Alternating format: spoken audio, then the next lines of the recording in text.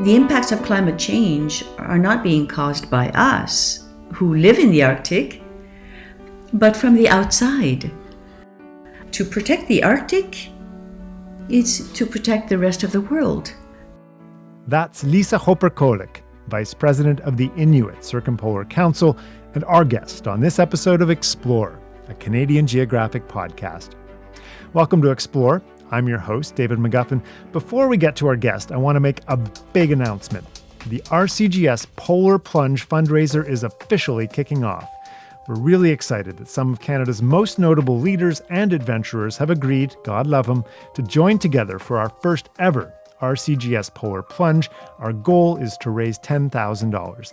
And by donating today, you will help Canadian Geographic and this podcast inspire the next generation of explorers out there and share stories that build understanding and help us all to respond to the most pressing challenges facing us today. Donate, and you will also get to see a bunch of otherwise notable, sensible people jump into a frozen Canadian lake in early March. That's got to be worth it.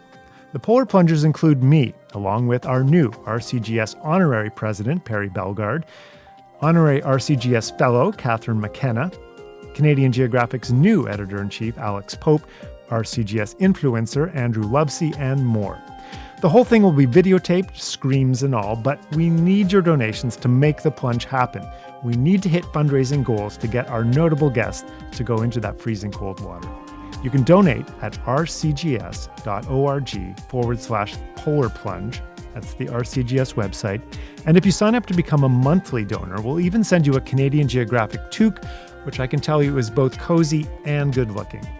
Follow @CanGeo on social media for lots of fun videos and information leading up to the big event over the next 2 weeks. That website again to donate is rcgs.org/polar plunge. And thank you for supporting independent media in Canada. Now, today on the podcast, our journey takes us to Nunavik, the traditional Inuit lands in northern Quebec running between Hudson's Bay and Labrador. It was there that our guest, Lisa Koperqualuk, was born in a small Inuit village on the eastern shore of Hudson's Bay. Her childhood was fascinating, steeped in Inuit culture. She was raised by a grandfather who was one of the first celebrated Inuit artists and stone carvers. His works were sold all over North America. Inspired by her grandfather, Lisa Koperqualuk has gone on to her own impressive career dedicated to preserving and rebuilding Inuit culture and communities and language, which we discuss at length. But we started off with her role as Vice President of the Inuit Circumpolar Council and the very active fight she is leading from there against climate change, which is hitting the Arctic regions faster and harder than anywhere else on the planet. The Inuit Circumpolar Council, Canada, Greenland, Alaska, Chukotka, it brings the Inuit voice of the circumpolar region together. We want to be sure to be included in decision-making processes, to be sure that the Inuit voice is heard internationally, relating to our environment, our land, our waters, health, for example, youth, education, language. The Inuit Circumpolar Council is doing a lot of work, and I've been working on climate change issues, going to the Conference of the Parties a couple of times now. The big UN and climate change conferences, yes. Yeah. So the first COP I went to was in Madrid in 2 years ago. And the last one we went to was in Glasgow, Scotland. And that was where I saw that when we work together and go as a group and be a unified voice, that we can really get as much as the world that we can to listen to us, to hear our concerns on climate change and how it's impacting our homeland, our people, our society. And we should say that it's the climate change that's happening in the Arctic is happening exponentially faster than anywhere else. So because of our presence, more and more people from the outside are learning about this. The impacts of climate change are not being caused by us who live in the Arctic, but from the outside. It's for our well-being that we are voicing as much as we can and raising awareness about the impacts of climate change in our homeland. The impacts are very visible. Inuit are experiencing them. It's not through their own causes that climate change is happening much greater in the Arctic than elsewhere. So to protect the Arctic is to protect the rest of the world as well. Climate change is happening everywhere, and I saw it personally when I went to visit family and do a project in Puvilnito in October last year, 2021, and there was not an inch of snow on the ground. Normally at that time of year, we can see, it's snowing. The snow is starting to become deeper. The blizzards would normally start, and no ice. Right. No ice along the edge of the shores. And I was telling that to people. I was telling, look, hey, you have no snow. There's nothing here. Oh, that's right. This is really our life now, Which has huge implications for hunting, for all sorts of things. That's right. Inuit have to adapt and change and watch and wait longer for being able to travel on the ice. Some of the regulars that go out on the land were still going on their canoes in October. Right. Yeah, which is, by November, people are speeding across the ice in the early mornings, going out on their hunting expeditions. But not this year. They had to wait quite a long time. Yeah. And, they have to listen to the warnings from the elders who see that, who are observing this. And younger people, they might take greater risks when they go out. So, they have to receive those warnings and be careful, don't go out now. If you do, go only that way, and so on. What gives you hope in terms of turning the climate around? What gives me hope is that more and more people are listening. And I think it's happening more and more. People are feeling more and more responsible as individuals, as families, and look at how they can improve their lifestyle so it doesn't damage the environment. It doesn't require so much energy carbon-dependent energy to do things that we are so used to doing today. There's hope in that we can have more dialogue. We can continue to influence and ally together and make coalitions together. This is what I'm wanting to see in the near future, is us working not only just with our fellow Inuit, but with fellow Canadians, fellow citizens, in raising awareness and taking action on preventing climate change. In your work on climate change, you also work with the International Maritime Organization. What does that involve? This organization, it makes sure that ships around the world follow regulations. That's also where the Polar Code is created. Which is becoming a much bigger issue, isn't it? Because the Arctic is opening up for shipping. There's cruise lines now going through there, let alone big tanker ships. That's right. Over the years, it's become more and more of a concern, an issue, because the early breakup of ice and the late ice freezing is bringing more and more ships. Shipping has increased in the Arctic. As mines start running in the Arctic, they bring ships with them as well. So more mines will mean more ships. The growing communities also means more ships bringing in supplies, but also fuel for the generators. And then there's tourism as well. That's bringing more and more ships. So that also means we need safe corridors for ships so that also they don't risk running into each other And also, most importantly, they don't disturb marine wildlife. And how regulated are you seeing that right now, and what more needs to be done, if Well, anything? in the example of underwater noise, so because ships create noise in the water, animals become disturbed by that.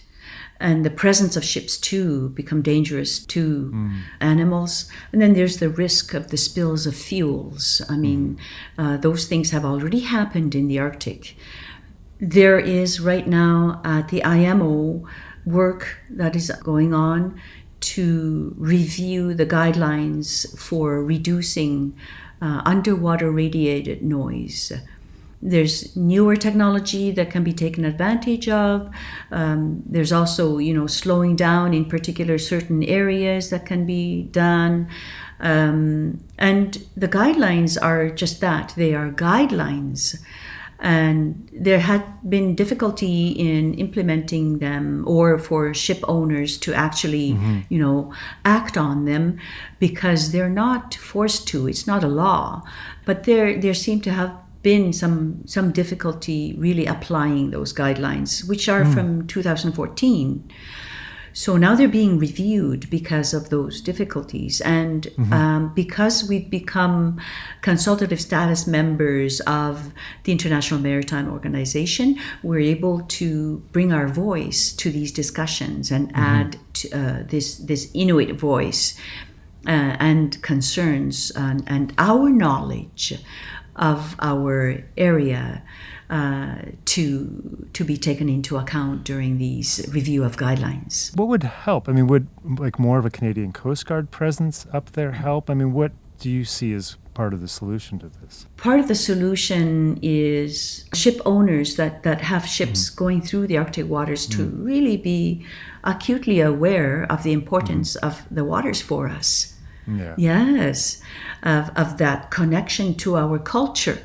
It's the first thing I think that needs to be understood, but also that our knowledge is part of the research that is undertaken to see how to reduce underwater radiated noise. Because from what I understand, there are things that need to be balanced out. For example, energy efficiency and underwater noise necessarily are linked. To reduce underwater noise, energy efficiency is sometimes compromised. Making something energy efficient also compromises underwater noise. So there's different things being researched on how this can be improved. Yes, but there's also other things like reducing speed can reduce underwater noise. So those are just, two things that I mentioned, but there's many, many other things related to underwater noise that are being studied, improving on the guidelines, taking those into account. So there's many other issues being worked on at the IMO. There was the ban on the use of heavy fuel oil. And the danger in that is that if there's a spill, that's more damaging? Or Exactly. Yeah. Heavy fuel oil is that. It's heavy, it's thick, it's difficult to clean up, combined with lack of infrastructure and no preparedness for cleanups in the communities. In case it happens near the communities, no one is prepared for cleaning up in the Arctic a spill of heavy fuel oil.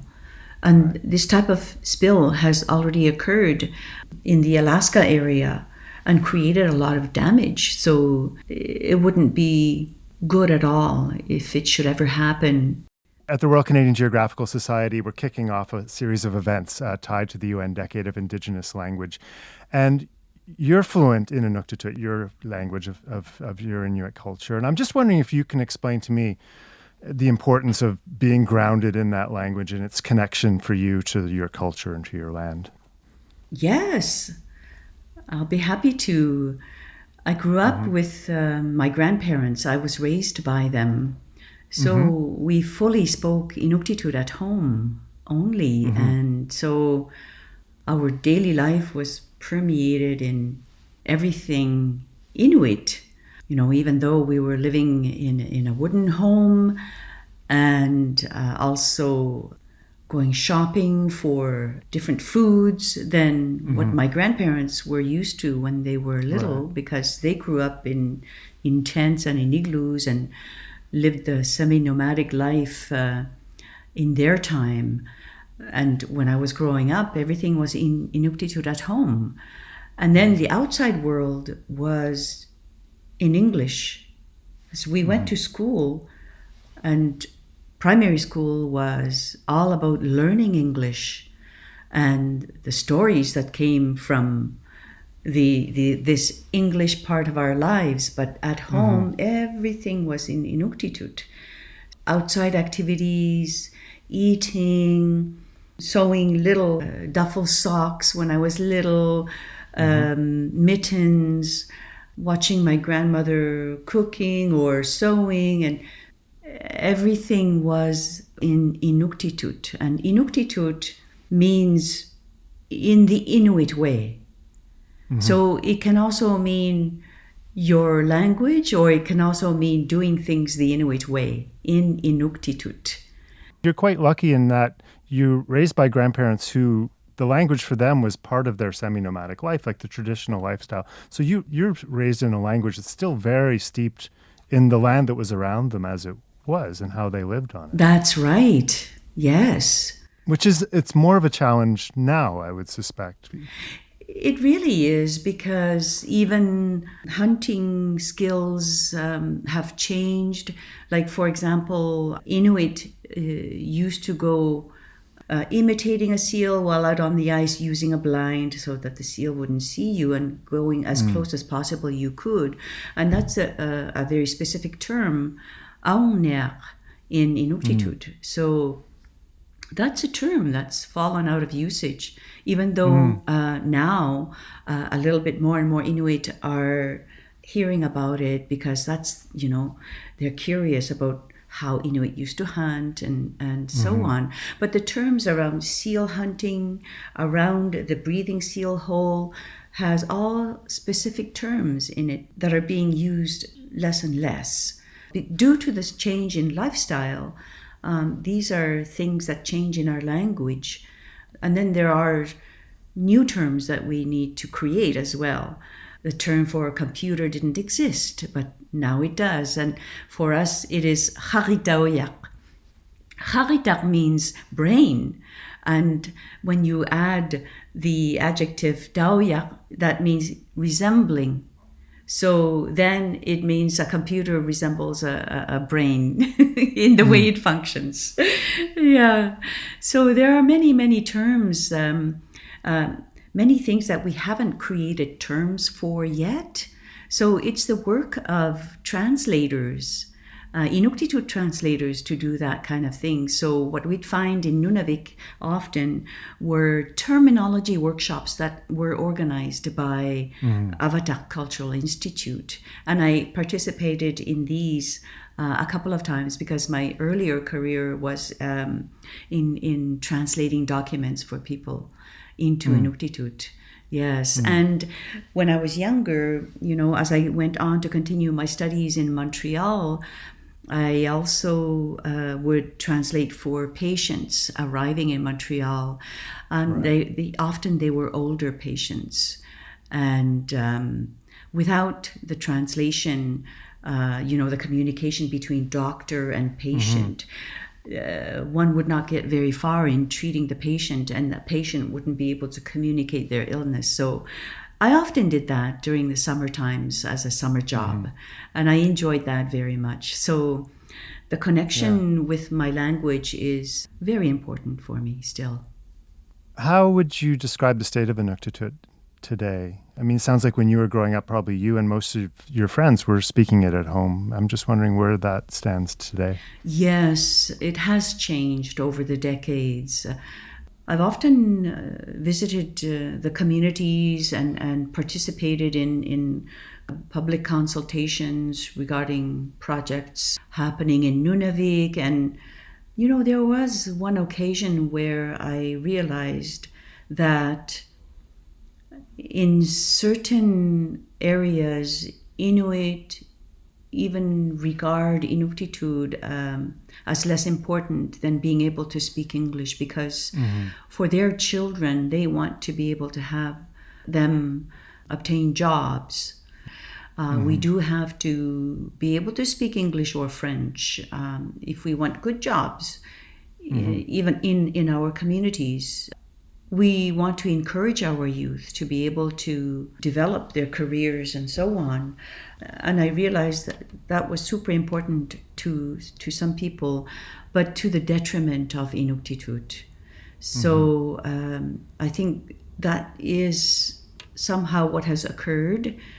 We teach Inuktitut in the school system, but there's challenges in keeping the rigorous aspect of teaching. There's some teacher training, but I think there's a necessity to continue to follow up with the teacher training and to follow teachers closely when they teach Inuktitut. You know, a lot of the teachers going to the communities come from outside Inuit Nunangat. So there are some challenges. There's the youth speaking Inuktitut today. Not all of them, I have to say. Right. I must qualify that. But it's much more noticeable that the youth, when they're speaking, they're making grammatical errors. And even though they may be taught that, well, this is the reason why we need to say it this way, it takes a very long time to change a habit. And there are now habits that are now very, very difficult to change. So just an example is the ra sound that has become mixed with the ra sound. And so we're hearing more of that ra sound in the spoken speech of many youth. What are the dangers of this sort of gradual loss of language? Well, the unique aspect of our grammar, the Inuktitut, the special aspect of our language, it's being unique, is changing because I think the influence of these, also wonderful tools that we get to use, like Facebook, because Facebook connects me with my family. I get to see the news of my nieces and grandchildren and so on. But at the same time, there's a lot of videos, movies that are only in English. So a lot of our youth are really exposed to the English. And so sometimes when they speak Inuktitut, they're actually speaking English. The structure of our language is such that it's so different from English. We can tell when the youth are speaking Inuktitut. They are speaking Inuktitut, yes, they're making the sounds, but the structure that they are speaking, it is like they're translating literally from English to Inuktitut in their speech. The linguistic structure is being forgotten. You mentioned you were raised by your grandparents, and Asa and Lydia? Yes. Is that right? Yeah. That's right. And your grandfather's quite a famous figure in a lot of ways. A very famous Inuit carver and artist, and then went on to be an Anglican minister. And what are your memories growing up with your grandparents? One of the fond memories I have of my grandfather is always him calling me Anana. Anana means mother. Anana ngay, every time I entered home, Anana ngay, hi mom. I was proud that he called me mom because I was named after his mom, Khilukri. So this is my middle name. It's just one of my best memories because I felt close to my grandfather because of that, and I felt like he loved me unconditionally and made me feel special because I was named after his own mom, It's in our naming system that we name our children after our ancestors. And so It was this custom that I was named. What I loved about my grandfather, too, was that he traveled all across Inuit, Nunangat in Nunavik. And I enjoyed going with him. So we were living in Kangirsuk in the Angava Bay, and he said, oh, I have to go to Huaktak, because he was the Anglican minister, and he had to go and do the things that an Anglican minister does. And so one day he wanted to go to Huaktak, and he asked my brother to go with him. My brother said, no, I don't want to go. And I said, I do. So the trip was done by snowmobile, and I was, I don't know, 11 perhaps. So I had a wonderful adventure with him. It felt like an adventure, and I was behind on the sled while he and my uncle rode on the snowmobile, and I was just watching them and trailing along, feeling quite happy, following him. So this adventurous side of him was very much present, because he would go, we would go back home for holidays, and one day he took the snowmobile from Angala Bay, Kangersuk, all the way to Puvirnituk, to the Hudson Bay, crossing the Nunavik Peninsula by snowmobile in the winter. And he did that with my ukuak, my grandmother. Ukuak means daughter-in-law, since he was my son. They were both my grandparents, but I because I was Khilukri, the mother of Khub Aisa, he was my son, and she was my my daughter-in-law. Anyway, my ukuak had made a one-piece winter suit for my little sister, who was perhaps three years old at the time, or 4, and she went along with them. And I thought they were so lucky to do that. But they couldn't bring me and my brother, so we had to go by airplane.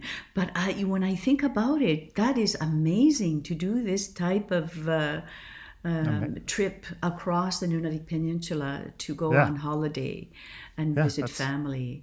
And Inuit have been doing this since time immemorial, So it was one of those adventures. By the time you're a young child living with Asa and Lydia, I mean, he's an Anglican minister, but he had this whole previous life as quite a famous artist, Inuit carver and artist. And I'm just wondering how much you were aware of that growing up. Well, although I didn't end up, being able to watch him carving, I had already, seen some exposure to his carvings, because he would receive these books, catalogs or books published that were collections of Inuit art, and his sculptures would be part of these books. So we would see them when he received them. And one day also, and I always remember this, I had gone to Ontario to continue my studies for grade 7, grade 8 as a young teenager. And I lived with this family who took good care of me. And the first year I was there in the fall, and I went home for Christmas. And my grandfather, just, the day before I left, he gave me this tiny little jewelry box. And in it were 2 beautiful ivory rings that he made for I called her Aunt Phyllis, but she was the mother of the family taking care of me. Oh, beautiful. Yeah. He made those as a gift for her. These must have been the last rings that he ever made in ivory. And nowadays, I realize, that's phenomenal. He had a wonderful ability. Yeah. He had technical ability. I've seen photos of his artwork. I've seen them also with my own eyes, how he sculpted these curved igloos, snow blocks curved to protect a seal hunter, and this at a time when tools were not so modern. They were almost rudimentary, and so he was a wonderful carver. And now I'm not doing it on a daily basis, but as much as possible, I want to find his carvings and have a photographic collection of his carvings. You wear many hats, Lisa, I should say, and you have many different jobs. One of them is as a curator at the Montreal Museum of Fine Arts, Yes, right? yes. And some of his pieces are there, I believe, too. Is that right? Well, actually, the very first acquisitions that museum, the Montreal Museum of Fine Arts, had made was back in 1953 or very early on, the carving era, where Inuit really began to sell their art. He's one of the first artists in which his artwork was bought by the museum. Nice. And it's a walrus. That's actually the only carving he had made that's at the museum. So it's really nice to see. It was really nice for me to be hired by the museum and say, oh, one of his carvings is one of their very first acquisitions that the museum had made. So I'm just wondering if there's any words of advice you received from your grandfather or your grandmother that you sort of turn to now in sort of these more troubled times. I do always think back to the advice that my grandfather gave me. He said, assist others, those in need. And it's typically Inuit for our parents to be telling us things like that. Not just think of ourselves. And I think that's why he became an Anglican minister himself and did his best to guide his fellow Inuit. And he did it in a very respectful way, in a wise way. He's my role model, my first role model. It wasn't just his words and his advice, but he truly lived as an example. So I think that's what I turn to. If I'm going through any difficult times, he's first and foremost on my mind. How would he act? What would he tell me? He also told me, "Kayu sigit."